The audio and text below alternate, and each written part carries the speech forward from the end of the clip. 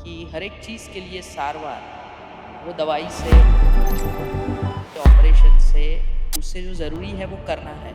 पर उसके साथ अगर इमोशन, माइंड, बॉडी सब कनेक्ट कर ले, तो वो जो पूरा बंडल बनता है, I see that as life coaching. पूरे विश्व में होने वाले सर्वाइकल कैंसर यानी बच्चेदानी के मुंह का कैंसर पूरे विश्व में जितना होता है उसमें से 26% भारतीय महिला में होता है।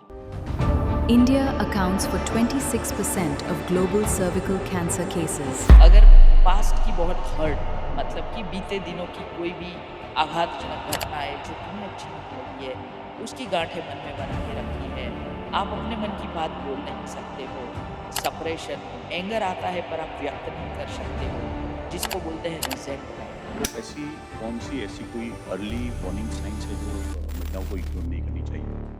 एब्सोल्युटली। जैसे कि बार बार योनि मार्ग से शरीर में आने वाला कोई भी बदलाव उसके पीछे कम से कम 80% केस विश्व आरोग्य संस्था ने कहा है कि जितनी भी कोई भी इंसान को बीमारी हो सकती है 80-85% टाइम उसकी वजह को देखे the root cause is in mind, thinking pattern और बिलीफ सिस्टम। पर मेनोपॉज, पेरीमेनोपॉज और फिर आगे जाके जीरियाट्रिक प्रॉब्लम्स, उनमें भी ऐसा होता है कि 40 के बाद महिला को समझ में आता है कि मैंने मेरी जिंदगी मेरे लिए इतनी ज्यादा जी ही नहीं है जितनी मैंने दूसरों के लिए जी। हमारी महिलाएं क्या आप stress, hormonal imbalance, self doubt और बर्नआउट जैसी चैलेंज से गुजर रही है? मैं इसलिए कह रहा हूं कि हमारे देश का, हमारे परिवार का जो एक सोशल फैब्रिक है, उसमें महिलाओं का रोल बहुत अहम है और बड़ी ही ग्रेसफुली वो अपना रोल निभाती हैं। लेकिन एक सर्वे ऐसा कह रहा है कि हमारे देश की महिलाएं stress, hormonal imbalance, self doubt और बर्नआउट जैसी चैलेंजेस से गुजर रही है। इसका एक कारण ये भी है कि हमारे बॉडी और माइंड के अंदर काफी कुछ चलता रहता है, काफी बातें होती है। ये कनेक्शन को बेहतर तरीके से समझाने के लिए आज हमारे बीच जो गेस्ट आ रही है, वो दो अलग-अलग सब्जेक्ट, अलग-अलग दुनिया, मेडिसिन और इमोशनल हीलिंग, जिसे हम अलग-अलग मानते हैं लेकिन वो इंटरकनेक्टेड है, उसका एक बेहतर एक्सपीरियंस, अनुभव लेके आ रही है। वो है डॉक्टर दर्शना ठक्कर। डॉक्टर दर्शना एक गायनेकोलॉजिस्ट है और internationally licence heal your life coach और बड़ी अच्छी स्पीकर है। वो महिलाओं को वेलनेस के बारे में समझाती है कि वेलनेस एक आम मेडिकल ट्रीटमेंट से काफी अलग और ऊपर है। तो आज का ये कन्वर्सेशन हमारी हेल्थ, सेल्फ वर्थ, हीलिंग और लाइफ को बेहतर और मीनिंगफुल बनाने के लिए बड़ा ही उपयोगी रहने वाला है। तो let's go and meet doctor दर्शना।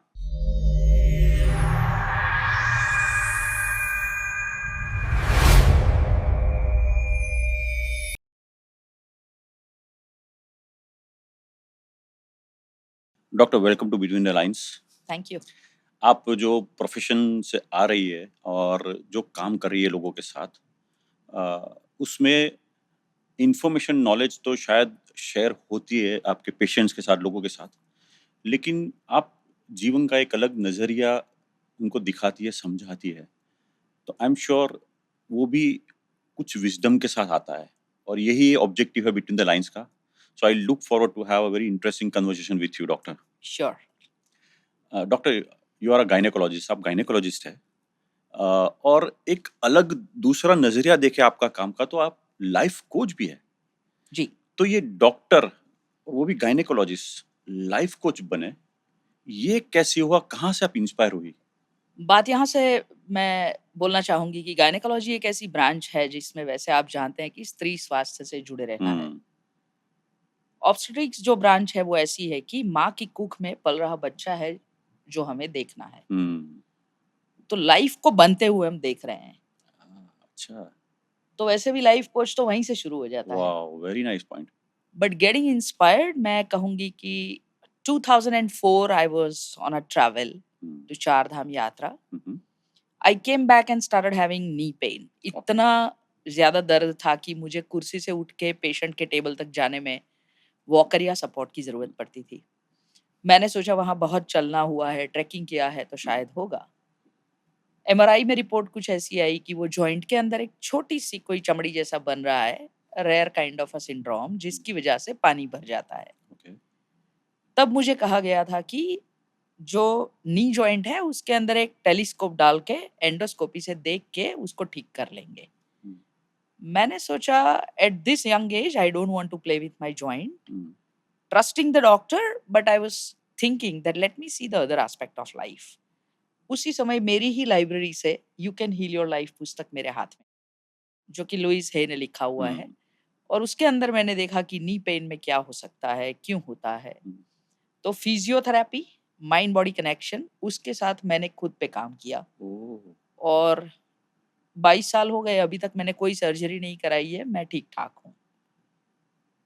तो वहीं से वो जर्नी इंस्पिरेशन की शुरू हुई क्या बात कि हर एक चीज़ के लिए सारवार, वो दवाई से, ऑपरेशन से, उससे जो ज़रूरी है वो करना है।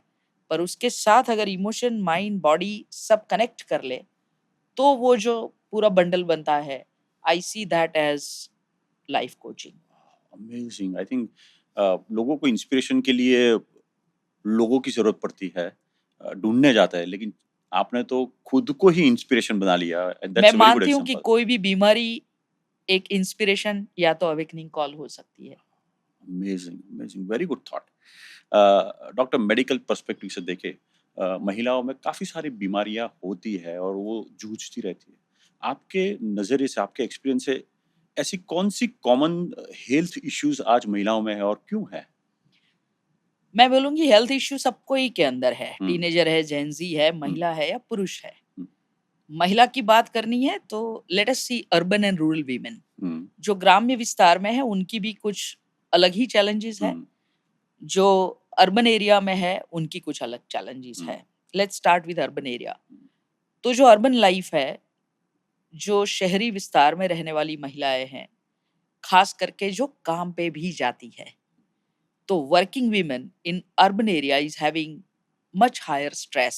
उनको तनाव बहुत ज़्यादा है। हुँ, तनाव है ज़िंदगी की जो कुदरत से जुड़ी हुई साइकिल है कि सूर्योदय होने पे उठना, सूर्यास्त पे खाना, अंधेरे होते ही सो जाना, हुँ, वो सर्कैडियन रिदम जो बनी हुई होती है, जो शरीर के अंदर भी काम करती है, कि आप समय से उठे, समय से खाए, समय पे सो जाए, हुँ, मन को शांत रखे, तो आपके अंदर के हार्मोन की भी हार्मनी बनी रहती है। हुँ, जो हम ब्लड टेस्ट देखते हैं और ऑल्टर्ड होते हुए देखते हैं कि भाई शुगर ज़्यादा आ गया, कोलेस्ट्रॉल ज़्यादा आ गया, ये सब क्या है? तो तनाव वो सबसे कॉमन मुश्किल बात आज की अर्बन महिला के लिए है। हुँ, गायनेकोलॉजी के लेंस से मैं देखूँ तो यंग पॉपुलेशन के अंदर पीसीओएस, जिसका आजकल नाम PMOS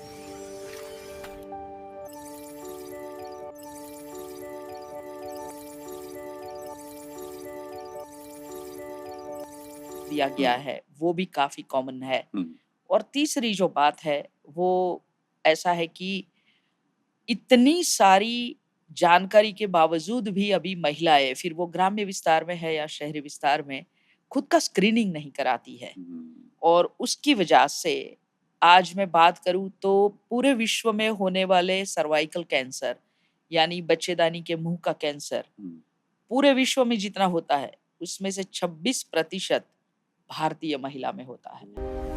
India accounts for 26% of global cervical cancer cases. और दूसरे नंबर पे है स्तन कैंसर।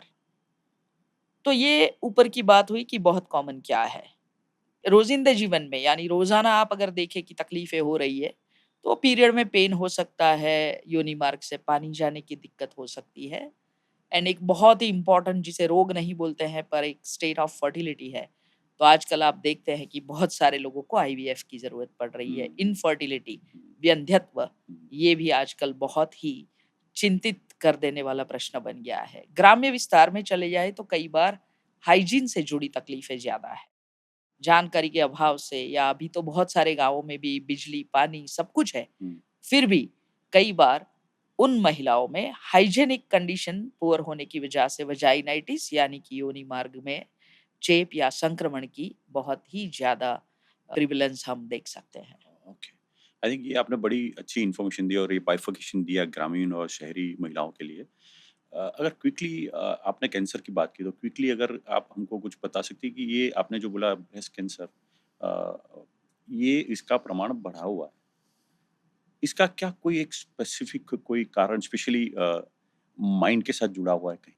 कोई भी कैंसर होने के लिए बहुत सारी वजह है। जैसे हम बोलते हैं कि तम्बाकू खाने से मुँह का कैंसर हुँ, हुँ, होता है। हुँ, पर ऐसे भी लोग हैं जिनको मुँह का कैंसर हुआ, हुँ, पर उन्होंने तम्बाकू कभी नहीं खाई है। हुँ, उसका जवाब क्या है? हुँ, तो उसी तरह से स्तन का कैंसर ऐसी महिलाओं को ज़्यादा होता है जिन्होंने बच्चे को स्तनपान नहीं कराया है। हुँ, या तो ऐसी महिला है जिनको बच्चे ही नहीं हुए हैं हुँ, बाय चॉइस हुँ, या कोई वजह से। हुँ, पर इससे भी ज़्यादा मेरा मानना है कि जो माइंड और बॉडी कनेक्शन है उस लेंस से देखें हुँ, तो काफ़ी कुछ फिलोसोफर, तत्वचिंतक, मेटाफिज़िकल टीचर्स सबने बताया है कि हर एक जो ऑर्गन है हमारी बॉडी का, हुँ, फिर वो लीवर है, स्प्लीन है, हुँ, स्तन है, कोई भी अंग है, हुँ, उसके साथ कोई न कोई एक इमोशन जुड़ा हुआ है। तो ब्रेस्ट के बारे में भी कहा जाता है कि अगर पास्ट की बहुत हर्ट हुँ, मतलब कि बीते दिनों की कोई भी आघातजनक घटनाएँ जो तुम्हें अच्छी नहीं लगी है, हुँ, उसकी गाँठें मन में बना के रखी है। हुँ, आप अपने मन की बात बोल नहीं सकते हो। हुँ, सप्रेशन, हुँ, एंगर आता है पर आप व्यक्त नहीं कर सकते हो, हुँ, जिसको बोलते हैं रिज़ेंटमेंट। हुँ, तो साइंस ऑफ इमोशन नाम के पुस्तक में डॉक्टर फ़हद बशीर लिखते हैं कि पहले के समय में ऐसा लगता था कि बहुत सारे कैंसर जेनेटिक्स की वजह से हुँ, हो रहे हैं। हुँ, अभी 95% कैंसर एपिजेनेटिक यानी कि जेनेटिक से बाहर हुँ, हमारे अंदर का वातावरण और हमारी आसपास के वातावरण से हो रहा है। पर ब्रेस्ट कैंसर के लिए खास मुझे बताना है कि वो आपकी पीढ़ी में आ सकता है। अगर हुँ, माँ को है तो बेटी को हुँ, आने की संभावना हुँ, ज़्यादा है। हर एक महिला उसको 40 साल की उम्र पे मैमोग्राफी की तपास चालू करा देनी चाहिए। हुँ, और करीब 20 साल के आसपास से खुद के स्तन को हाथ से कैसे जाँच की जाती है वो सीख लेना चाहिए। हुँ, क्योंकि अगर आपको वही नहीं पता है कि नॉर्मल स्तन क्या है, तो हुँ, उसमें जब एब्नॉर्मैलिटी आएगी तो हुँ, आप पकड़ नहीं पाओगे। तो अगर कोई भी कुटुंब के अंदर फैमिली में एक महिला को कैंसर है, हुँ, तो उसकी बेटी को, उसकी बहन को, हुँ, ऐसे भी जो हुँ, आस-पास की महिलाएँ हैं, हुँ। उनका स्क्रीनिंग टेस्ट करा लेना बहुत ही ज़रूरी है। Very informative you have given a different perspective to this disease doctor हम देख रहे हैं कि आजकल पहले भी होता होगा बट हार्मोनल इम्बैलेंस का प्रमाण ज्यादा है क्या कोई 2 या 3 ऐसी डेली प्रैक्टिस बता सकते हो जो हार्मोनल इम्बैलेंस का जो इशू है उसमें मदद हो सके बात वही दोहराऊँगी, समय पे उठना, समय पे खाना हम्म और समय पे सोना। हम्म उसके साथ आप जो कंज़्यूम कर रहे हो, hmm not only the diet that goes through your oral cavity, hmm मुँह से जो खाते हो वो हम्म आहार है, हम्म पर आहार के साथ विचार भी उतना ही ज़रूरी है। हम्म हार्मोन जो है वो क्या है? तो शरीर के अंदर जो ग्रंथियाँ बनी हुई है हम्म जिसे एंडोक्राइन ग्लैंड कहा जाता हम्म है, उनमें से जो रासायनिक पदार्थ निकलता है वो रस को बोलते हैं हार्मोन। हम्म जैसे कि इंसुलिन जो पैनक्रियाज़ यानी स्वादुपिंड से निकलता है, वो हार्मोन है। एस्ट्रोजन, प्रोजेस्टेरोन जो महिला की ओवरी यानी अंडकोश में से निकलता है, अंडाशय में से निकलता है, हम्म वो भी हार्मोन है। तो हार्मोन को बनाए रखना इसीलिए ज़रूरी है कि शरीर की काफ़ी कुछ ग्रंथियाँ एक-दूसरे के साथ तालमेल मिला के काम कर रही है। हम्म तो जब कोई भी एक हार्मोन की ग्रंथि का गड़बड़ हो गया, तब वो और जगह पे असर दे सकता है। हम्म गायनेकोलॉजिस्ट होने के ज़रिए अगर मैं बात करूँ तो जैसे कि थायरॉइड ग्लैंड यहाँ पर है, हम्म उसकी हार्मोन में ज़्यादा कोई चढ़ाव-उतार हो रहा है, तो वो महिला के पीरियड यानी मासिक स्त्राव पे भी असर कर सकता है। हम्म तो अगर आपका प्रश्न ये है कि महिला के शरीर में हम्म एस्ट्रोजन, प्रोजेस्टेरोन वाला हार्मोन हम्म बैलेंस कैसे बना रहे, हम्म तो यहाँ से खाने का ध्यान रखना है, जंक फूड नहीं खाना है, हम्म फ्रेशली प्रिपेयर्ड घर का खाना खाना है, एक। दूसरा, स्ट्रेस को कम करना है, हम्म अच्छी रिस्टोरेटिव स्लीप 6 से 8 घंटा।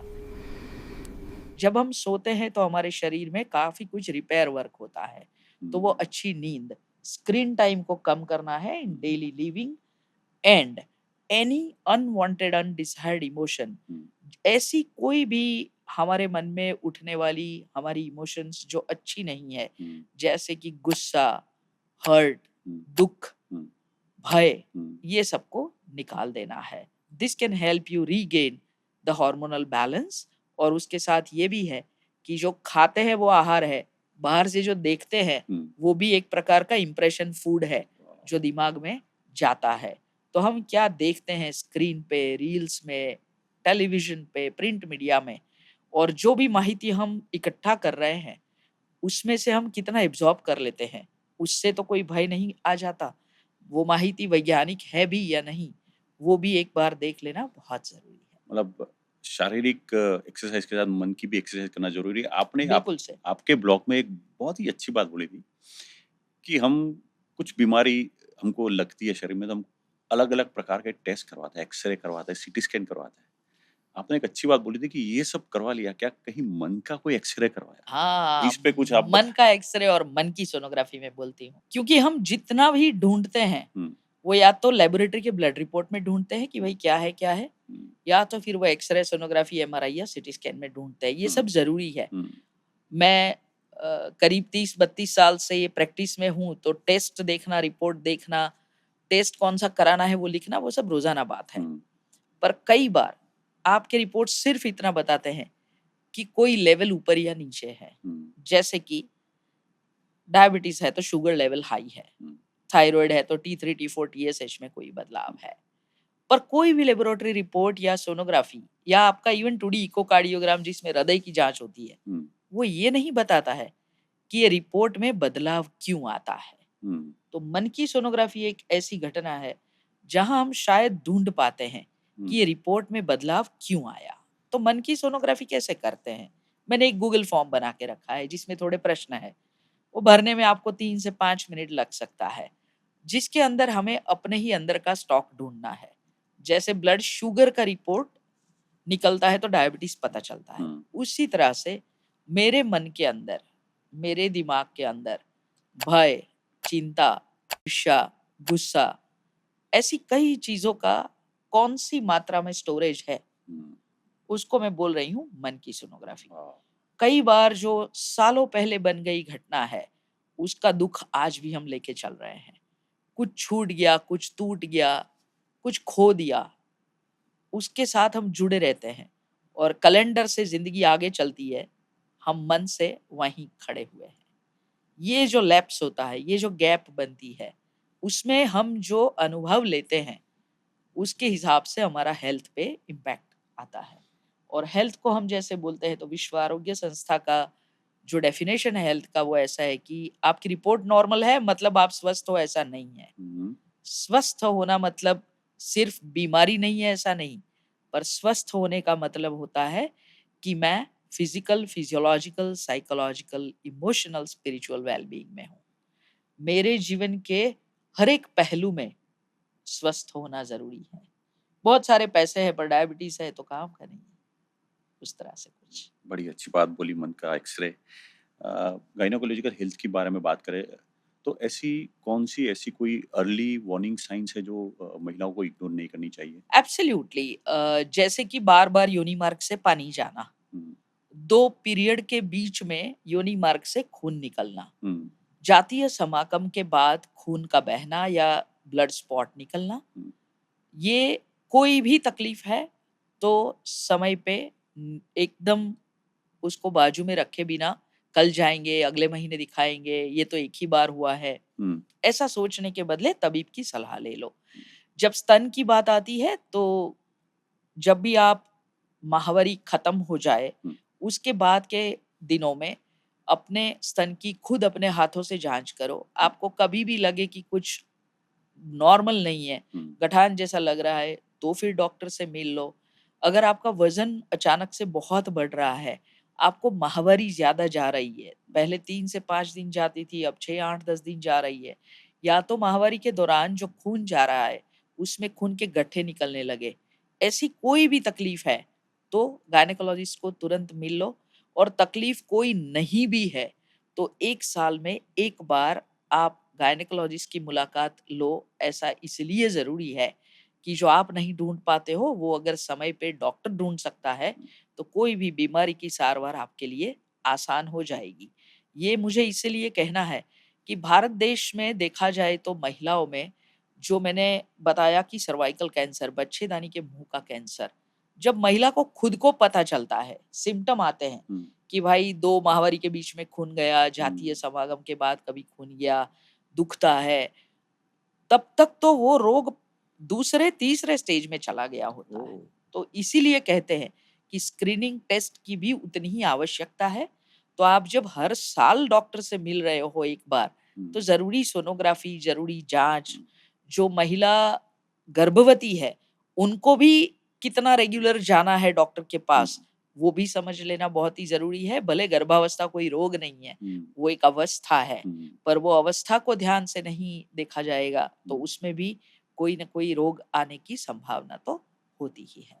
बड़ी अच्छी बात बोली आपने। वैसे आपने ऑलरेडी कुछ इनपुट्स दे दिए, बट अगर हम ऐसा बोले कि महिलाओं को उनकी हेल्थ अच्छी बना के रखनी है, तो ऐसी कौन-सी 2-3 आदत या प्रैक्टिस जो उन्हें अडॉप्ट करनी चाहिए? बचपन से करनी चाहिए। बचपन से करनी चाहिए? तो मैं पहला तो ये कहूँगी कि हमारे समाज में बेटी और बेटे के बीच का जो एक अंतर पहले हुआ करता था, वो काफ़ी कम हो गया है। उसकी स्वीकृति में, उसकी अपब्रिंगिंग में, हुँ, उसको बड़ा करने में, हुँ, उसको पढ़ाने में, हुँ, वो समानता के ओर हम बढ़ रहे हैं। हुँ, पर फिर भी कई बार छोटी बेटियों की सेहत के लिए बहुत ज़रूरी है कि उनको समय पे सब रसीकरण कराना, टीका हुँ, देना। हुँ, दूसरी बात है उनके शरीर में हीमोग्लोबिन बनाए रखना, हुँ, जिसको बोलते हैं खून की मात्रा में जो एचबी होता है हुँ, वो। ये क्यों ज़रूरी है?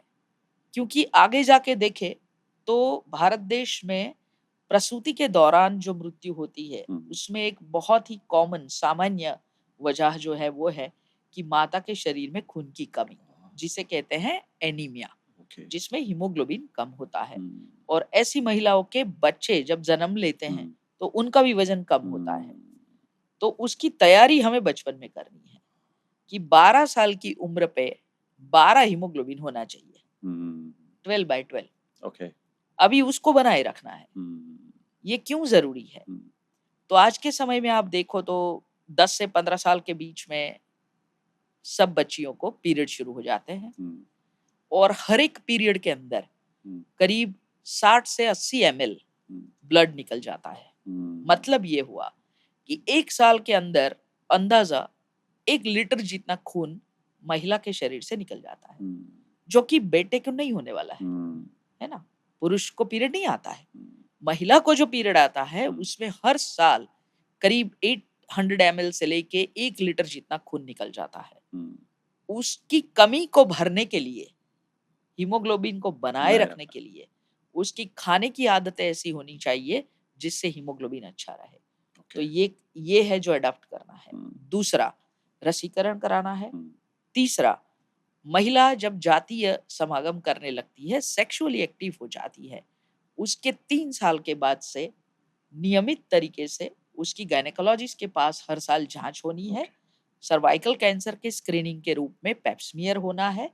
40 साल के बाद स्तन परीक्षण होना है। तो तीसरा हुआ हेल्थ स्क्रीनिंग और चौथा वेरी इम्पोर्टेंट फ्रॉम बिगिनिंग कि जब हम टीनेज बोलते हैं तब से लेके कि सेक्सुअल हाइजीन को अच्छे से बनाए रखना। हुँ, क्योंकि एसटीआई सेक्सुअली ट्रांसमिटेड हुँ, इन्फेक्शन भारत देश में हर साल लाखों लोगों को होता है, हुँ, जो आगे जाके प्रेगनेंसी रुकने में फर्टिलिटी को भी इम्पैक्ट कर सकता है। हुँ, तो आपने 3 बोला, मैंने 4 बता दिया, बढ़िया है। But these are important things to be taken care.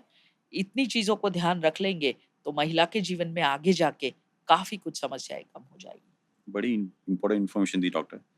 एक वर्ड बड़ा प्रचलित हो गया है लास्ट काफ़ी सालों में, हीलिंग।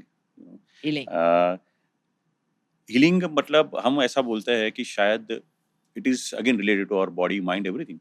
और हम डॉक्टर्स, आपने जैसे बोला कि डॉक्टर के पास जाना चाहिए, सो एक है मेडिकल ट्रीटमेंट। तो हीलिंग क्या है और ये मेडिकल ट्रीटमेंट से अलग कैसे है? दोनों चीज़ जुड़ी हुई है, मैं ऐसा बताऊँगी। एक मैं सिंपल सा एग्ज़ाम्पल दे दूँ आपको कि हीलिंग की ज़रूरत क्या है, क्यों है और मेडिकल ट्रीटमेंट क्या कैसे होती है।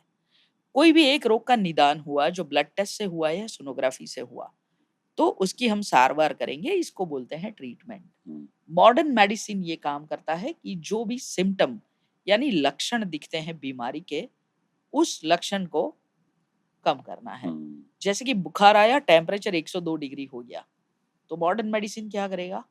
पैरासिटामॉल दे के हुँ, उस बुखार को नीचे नीचे लेके लाएगा। आएँगे। समाज को क्या चाहिए? मेरे को पेट में दुखता है, डॉक्टर को मिलूं 2 घंटे में अच्छा हो जाना चाहिए। तो ये अपेक्षा है समाज की और ये काम है डॉक्टर का। मॉडर्न मेडिसिन का काम है सप्रेशन ऑफ सिम्टम्स, ओके। तकलीफों को कम करना। हम्म, ठीक है, हम्म, तो ये ट्रीटमेंट हुई, हम्म, इसमें हीलिंग नहीं हुआ। हम्म, बीमारी होती क्या है? समझ लो पेट में दुखने लगा, बुखार आ गया, तो आपका शरीर आपसे कुछ बात कर रहा है। हम्म, शरीर के अंदर ऐसा कुछ है जो निकलना जरूरी है। हम्म, जैसे आपने बाहर कुछ खा लिया, घर में बाहर कहीं भी खाया, और वो या तो खाना अच्छा नहीं था या तो खाने वाले की रोग प्रतिकारक शक्ति कम थी। हम्म, जैसे ही वो खाना इंटेस्टाइन में गया हम्म, तो उसको इरिटेशन चालू हो जाएगी, या तो उसको डायरिया हो सकता है। तो ये डायरिया क्यों हुआ? तो जो चीज उसका शरीर रखना नहीं चाहता है वो उसे बाहर फेंक रहा है। हम शरीर को काम नहीं करने देते हैं, हम उस डायरिया को स्टॉप करने चले जाते हैं।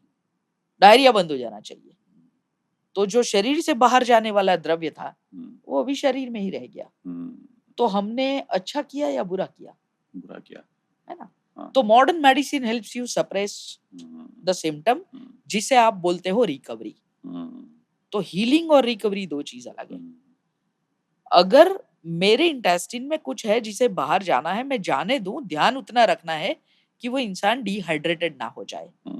तो उसके लिए उसको नींबू पानी दे दो, ज्यादा पानी पिला दो, नमक डाल के दे दो, और उसके साथ साथ उसकी रोग प्रतिकारक शक्ति क्यों कम हुई है? क्योंकि खाना तो 8 लोगों ने खाया था, डायरिया एक को ही हुआ।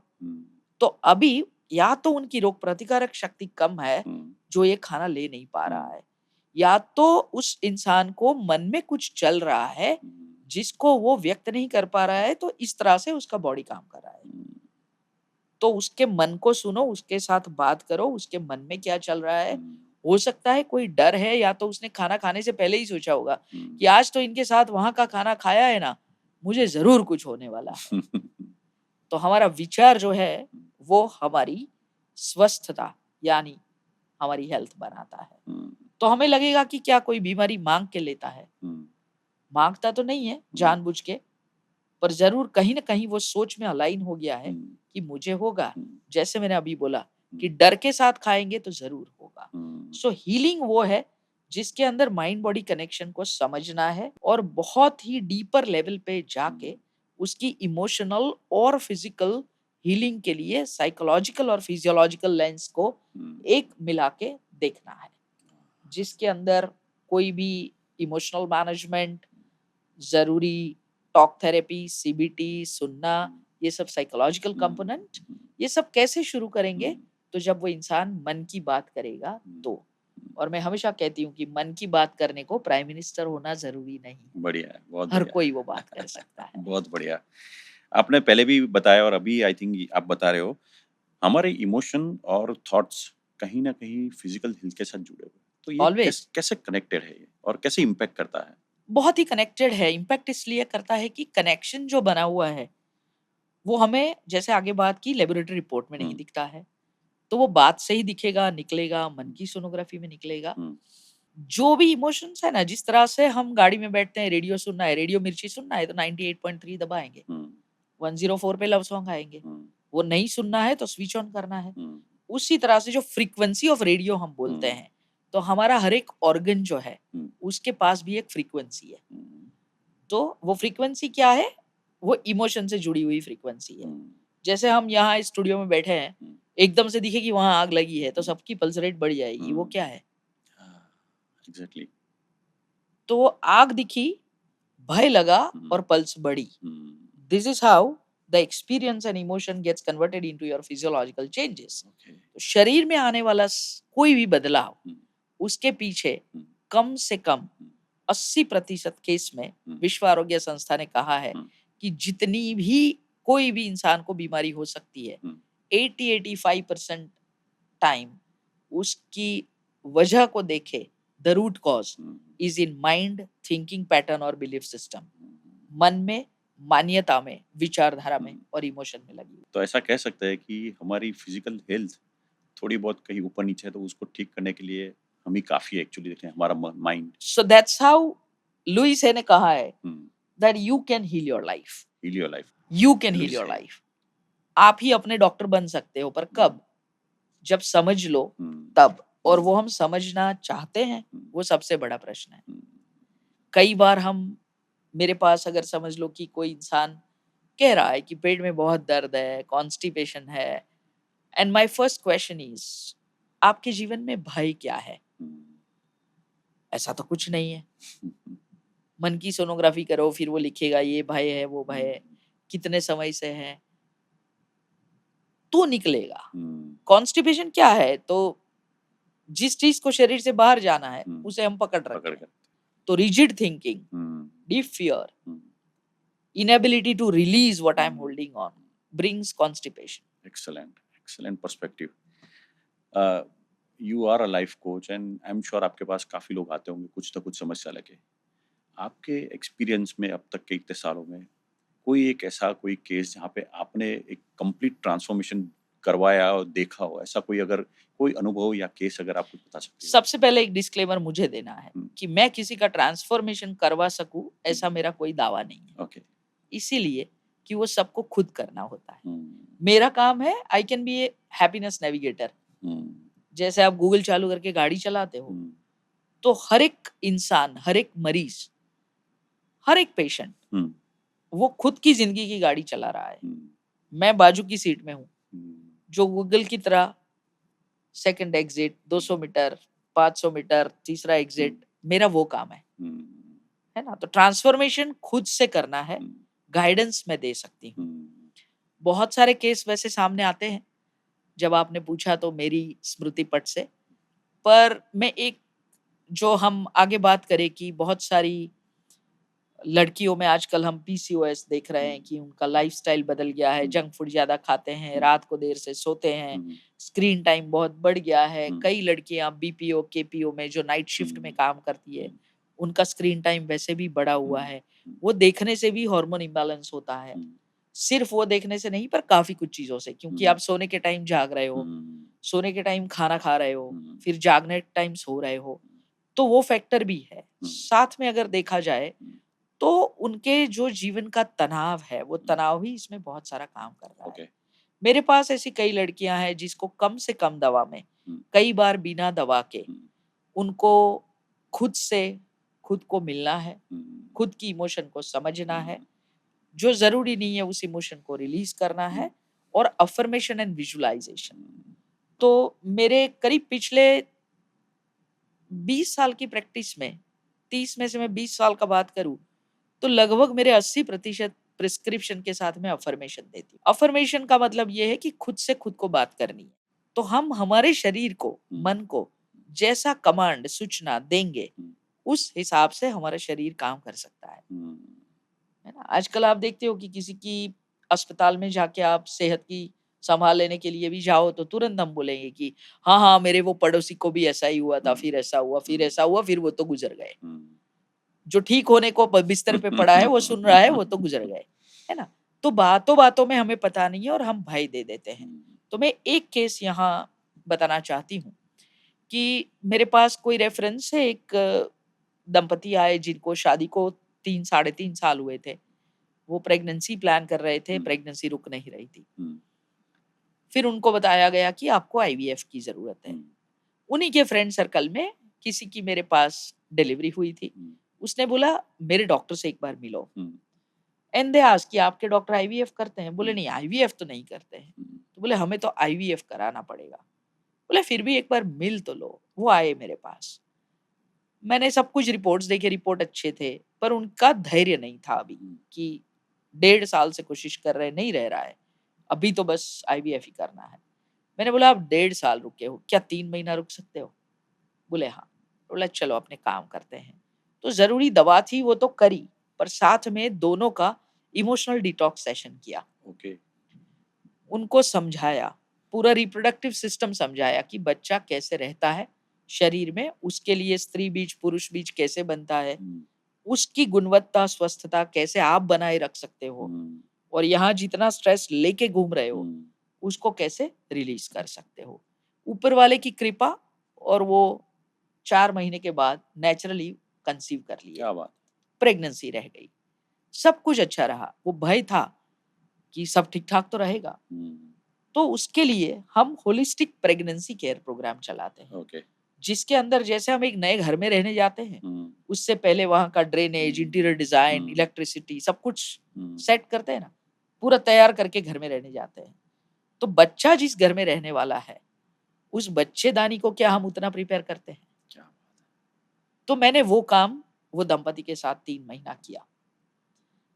उसका बच्चा आ गया, अच्छा है, बेटा आया, सब खुश हो गए और वो बेटा सिर्फ़ 1 साल 3 महीने का था। है। नेचुरली उसने दूसरी बार कंसीव कर लिया। क्या बात अभी इसमें कोई पूछे तो वो 3 महीने का उसका दवाई का खर्चा ₹5000 का भी नहीं हुआ था। ज़्यादा काम यहाँ हुआ था। और ऐसे कई डिज़ीज़ के कई सारे लोग हैं, जिनको मॉडर्न मेडिसिन टारगेटेड थेरेपी देता है, उसके साथ माइंड बॉडी कनेक्शन समझ के, दोनों को मिला के, यहाँ का मूड बदल के, तनाव को छोड़ के, जब कोई भी रोग में मरीज़ काम करेगा और डॉक्टर पे भरोसा करेगा, डॉक्टर पेशेंट की रिलेशनशिप अच्छी होगी, तो फ़ायदा ज़रूर होगा। Excellent example. आपने हैप्पीनेस नेविगेटर की बात करी। हाँ, स्वामी सद्गुरु को किसी ने सवाल पूछा कि गुरु की क्यों जरूरत होती है, व्हाई वी नीड गुरु। उन्होंने बोला कि आपको कहीं जाना है, आपको रास्ता नहीं पता है, तो आप जीपीएस करोगी। हम वही है, गुरु पोजीशनिंग सिस्टम। हम करेक्ट। गाइड करते हैं। And I must say that you are a modern GPS for our women. ऊपर वाले की कृपा है एंड हम सब लोग हर थोड़े महीने पे केवाईसी पे अटक जाते हैं। है ना? पेटीएम में केवाईसी करो, बैंक में केवाईसी करो, फ़ोन में करो, इधर-उधर केवाईसी चलता रहता है। तो मैं बोलती हूँ कि केवाईसी के बदले केवाईई को सीख लो, नो योर इमोशंस। वाओ, वो सीख लोगे तो क्रेडेंशियल्स तो ऐसे ही बढ़ते जाएँगे। Amazing amazing. लाइफ में हमें काफी टाइम कहीं ना कहीं कोई एडवाइस मिलती है, वर्ड ऑफ विजडम मिलता है, जिससे हमारी लाइफ कभी बदल जाती है, कहीं अलग रास्ते पे चली जाती है, रास्ते पे आ जाती है। क्या आपको कोई ऐसी एडवाइस या वर्ड ऑफ विजडम मिला जिससे आपका शायद आपकी लाइफ कोई अलग मोड़ पे गई हो, या आपको वो आपके लाइफ में काम लगी हो? ऐसे 3 मुकाम मैं बता सकती हूँ। एक मेरे पेरेंट्स, हम्म, मेरे पापा वकील है, हम्म, मेरी मदर शिक्षिका थी। हम्म, तो दोनों को मिला के जो सीखा ना, वो पापा की वजह से बहुत ही मेटिकुलस पेपर वर्क सीखा। हम्म, नियम तोड़ना नहीं है वो सीखा। हम्म, माँ टीचर थी तो उसने डिसिप्लिन और ऑर्गेनाइज्ड होना सिखाया हम्म, और दोनों को मैंने बहुत ही सोशल कंट्रीब्यूशन करते देखा। हम्म, उसकी वजह से आज मैं बहुत सारे स्कूल कॉलेजेस में जाती हूँ एज़ वॉलंटरी सर्विस। हम्म, ऐसे काम जो करती हूँ वो पढ़ो-पढ़ाओ जो मेरे में है वो मेरी माँ का है। दूसरा मुकाम ये है कि जिससे मैंने मेरा एमडी गायनेकोलॉजी किया डॉक्टर नीताबेन याग्निक। हम्म, उनके साथ मैंने गायनेकोलॉजी तो सीखा, हम्म, आरती बेन, डेज़ी बेन मेरे प्रोफ़ेसर्स। तो मैं इतना सद्नसीब हूँ कि मेरे मेडिकल कॉलेजेस के भी गुरु ऐसे मिले, जिन्होंने किताब के बाहर का बहुत सिखाया, हम्म, जिसको हम विज़डम कह सकते हैं। हम्म, कि महिला की डिलीवरी कराना है, पूरी रात काम करना है, हम्म, पर वो कभी उस महिला का टिफ़िन नहीं आया तो मुझे नहीं ख़्याल था, 20 साल बाद मेरे गुरु ने बताया कि मैंने तुम्हें ये करते हुए देखा था। सही में मुझे नहीं याद था कि मेरी जेब से वो थोड़ा शिंग चना मेरे लिए था, उसमें से आधा मैंने कोई मरीज़ को दिया कि भाई तू खा ले, लेबर पेन है, धक्का नहीं दे रही है, महिला टिफ़िन आया नहीं है, तू कुछ खा तो तेरा बच्चा धक्का लगाने को तेरे को काम आएगा। छोटी-सी छोटी चीज़ है। वो हमेशा हमें वार्ड में सिखाते थे कि जो पेशेंट बिस्तर पे है, वो अगर तुम्हारी माँ है, तुम्हारी बहन है, तो तुम क्या करोगे? वही तुम्हें तुम्हारे पेशेंट के लिए करना है। वो स्टेटमेंट आज तक 35 साल के बाद भी मेरे साथ रोज़ ज़िंदा है। मेरा काम उसी तरह से होता है। और तीसरी जो चीज़ है जो मैं कहना चाहूँगी कि रीडिंग एंड मैं बहुत ही शुक्रगुज़ार हूँ सभी ऑथर्स, किताबें जिन्होंने मुझे विज़डम बहुत ही बाँटा है। मैं बोलती हूँ मेरे कपड़े का जितना बजट नहीं है उतना ज़्यादा चोपड़ा का बजट है। So my books are more powerful assets to me. तो जितना पढ़ती रहती हूँ, समझती रहती हूँ, वो बाँटती रहती हूँ। उसमें से जो विज़डम आया, उसमें तीसरा मुकाम जो मिला है मुझे वो अभी के लिए वो है कि it is that I learn from mindfulness practices and Thich Nhat Hanh is my favourite author जो कि बुद्धिस्ट मंक है। और हमारी गीता में भी यही है कि दृष्टा भाव से देखो, जो है वही है। लुइस है ने भी वही बोला कि सेल्फ एक्सेप्टेंस, सेल्फ लव और दूसरों को एक्सेप्ट करो। हम्म, तो ये सभी बातों को मिला के काम करना वो एक मेरा शौक हो गया है। तो इसीलिए जब मेरा प्रिस्क्रिप्शन चलता है तो साथ में अफर्मेशन जाता है। हम्म, जैसे कि मैं कोई प्रोसीजर कर रही हूँ, इंट्रायूटेराइन इंसेमिनेशन, हम्म, तो वो वीर्य को बाहर से लेना है, महिला के शरीर में डालना हम्म, है। वो ऑटोमेटिकली मेरे दिमाग में प्रेयर के साथ हो जाता है कि इसका रिजल्ट मिले। क्या बात। तो मैं हमेशा कहती हूँ कि जब हम हर एक स्ट्रीम को अलग-अलग देखें, इसके बदले इंटीग्रेशन से काम करेंगे, हम्म, तो बहुत बढ़िया काम होगा। तो ये जो तीसरा मुकाम है ना, वो आगे के 2 मुकाम और मेरी लाइफ जर्नी के साथ बना हुआ है, जिसके हिसाब से आज हम गुजरात का एक बहुत ही अच्छा-सा इंटीग्रेटिव कैंसर केयर प्रोग्राम चला रहे हैं। अच्छा। कि कहा जाता है कि कैंसर होने की एक ज़्यादा वजह जिसे मॉडर्न मेडिसिन नहीं देख पा रहा है, हम्म, वो ये है कि सप्रेस्ड एंगर, हम्म, रिज़ेंटमेंट, हम्म, बहुत गुस्सा है पर कर नहीं पा रहे हैं, हम्म, जिसको स्टोर करके रखा हम्म, है, या तो प्रोफाउंड लॉस, हम्म, ज़िंदगी में ऐसी कोई आघातजनक घटना बन गई है, हम्म, जिसकी ग्रीफ, हम्म, दुःख को हम कभी व्यक्त नहीं कर पा रहे हैं। हम्म, तो ये सब सीखते-सीखते I am been trying my best to connect modern medicine to other things. तो ये है विज़डम वाली बात। Excellent. I think I always use this word of wisdom, but I think you have today you have proved that wisdom can be gained from simple act also. Absolutely. Excellent, excellent. Even your gardener can be your guru, your हाँ. Driver can be your guru, कोई भी गुरु बन सकता है। Doctor, you are gynecologist and you are also healing coach. तो ये दो एक आपके प्रोफेशन है वो कहीं ना कहीं महिलाओं से भी जुड़े हुए हैं बिल्कुल सर। और ये दोनों प्रोफेशन एक अलग-अलग पर्सपेक्टिव एंगल से साथ में आ रहे हैं। तो अगर ये दोनों प्रोफेशन को काम को अलग-अलग पर्सपेक्टिव से देखें तो ऐसी कौन-सी कॉमन चीज़ जो दोनों में है जो महिलाओं के लिए है जो जुड़ी हुई है? सो महिलाओं में जुड़ी हुई चीज़ों को अगर बोलना है तो मैं उसको ऐज के हिसाब से अभी सेगमेंट हुँ, बताऊँ आपको। जैसे आगे मैंने ग्रामीण और शहरी की बात की थी, हुँ, यहाँ हम उम्र की बात कर सकते हुँ, हैं।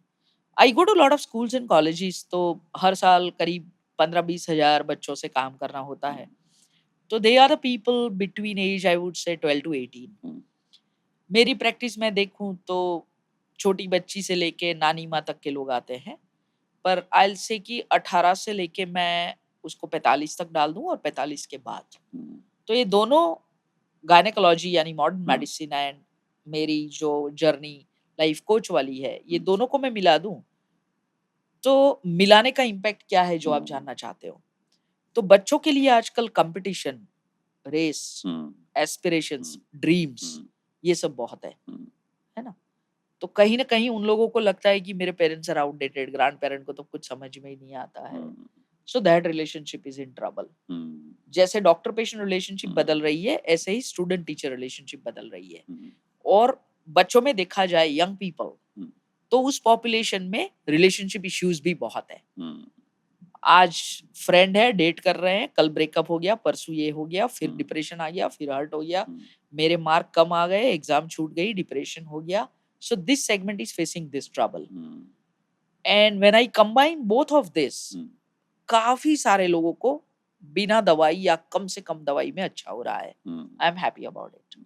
चाइल्ड बेयरिंग एज में देखिए 18 से लेके 45 तक, तो अभी जो मैंने एग्ज़ाम्पल दिया कि प्रेगनेंसी आने में जो इश्यू हो रहे हैं वो, हुँ, उसके सिवा पीरियड, साइकिल, वेट गेन, हुँ, स्लीप पैटर्न इश्यूज़, हुँ, ये जो सब देखा जाए, हुँ, उसके अंदर भी मन की सोनोग्राफी करके उनके साथ काम किया जाए, तो साइकिल रेगुलेशन की दवाई या कोई भी तकलीफ है, उसकी दवाई की ज़रूरत कम पड़ती है। ओके।